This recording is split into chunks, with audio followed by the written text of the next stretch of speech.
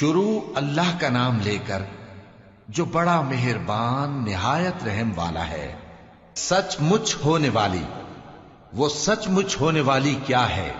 اور تم کو کیا معلوم ہے کہ وہ سچ مچ ہونے والی کیا ہے؟ وہی کھڑکھڑانے والی جس کو سمود اور عاد دونوں نے جھٹلایا۔ سو سمود تو زبردست زلزلے سے ہلاک کر دیے گئے، رہے عاد تو ان کو نہایت زوردار آندھی سے تباہ کر دیا گیا۔ اللہ نے اس کو 7 رات اور 8 دن ان پر چلائے رکھا۔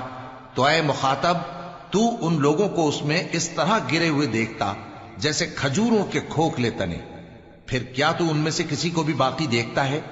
اور فرعون اور جو لوگ اس سے پہلے تھے اور وہ جو الٹی ہوئی بستیوں والے تھے، سب گناہ کے کام کرتے تھے، سو انہوں نے اپنے پروردگار کے پیغمبر کی نافرمانی کی تو اللہ نے بھی ان کو بڑا سخت پکڑا۔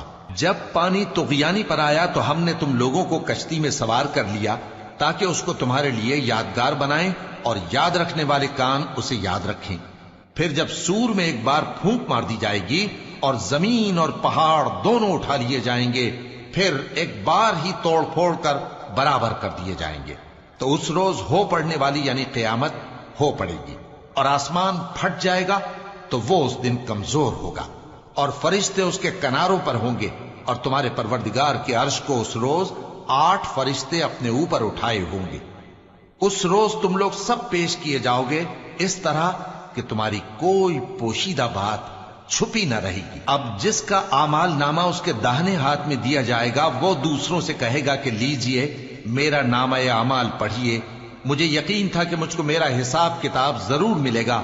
پس وہ شخص من مانے عیش میں ہوگا، یعنی اونچے باغ میں جس کے میوے جھکے ہوئے ہوں گے۔ ان سے کہا جائے گا کہ جو اعمال تم ایام گزشتہ میں آگے بھیج چکے ہو، ان کے عوض مزے سے کھاؤ اور پیو۔ اور جس کا نامہ اعمال اس کے بائیں ہاتھ میں دیا جائے گا تو وہ کہے گا، اے کاش مجھ کو میرا اعمال نامہ نہ دیا جاتا اور مجھے معلوم نہ ہوتا کہ میرا حساب کیا ہے۔ اے کاش موت میرا کام تمام کر چکی ہوتی، آج میرا مال میرے کچھ بھی کام نہ آیا، مجھ سے میرا اقتدار جاتا رہا۔ حکم ہوگا کہ اسے پکڑ لو، اب اسے طوق پہنا دو، پھر دوزخ کی آگ میں اسے جھونک دو، پھر زنجیر سے جس کی لمبائی 70 گز ہے جکڑ دو۔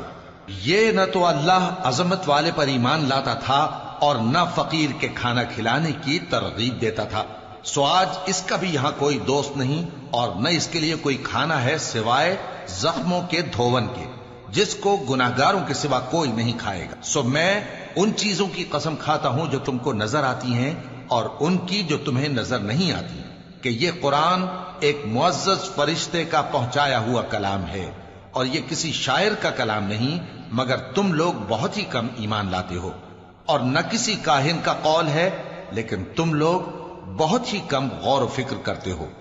یہ رب العالمین کا اتارا ہوا ہے، اور اگر یہ پیغمبر ہماری نسبت کوئی بات جھوٹ بنا لاتے تو ہم ان کا داہنا ہاتھ پکڑ لیتے، پھر ان کی رگے گردن کاٹ ڈالتے، پھر تم میں سے کوئی ہمیں اس سے روکنے والا نہ ہوتا، اور یہ کتاب تو پرہیزگاروں کے لیے نصیحت ہے، اور ہم جانتے ہیں کہ تم میں سے بعض اس کو جھٹلانے والے ہیں۔ نیز یہ کافروں کے لیے موجب حسرت ہے، اور کچھ شک نہیں کہ یہ یقین کرنے کے لائق ہے، سو تم اپنے پروردگار عظیم کے نام کی تسبیح کرتے رہو۔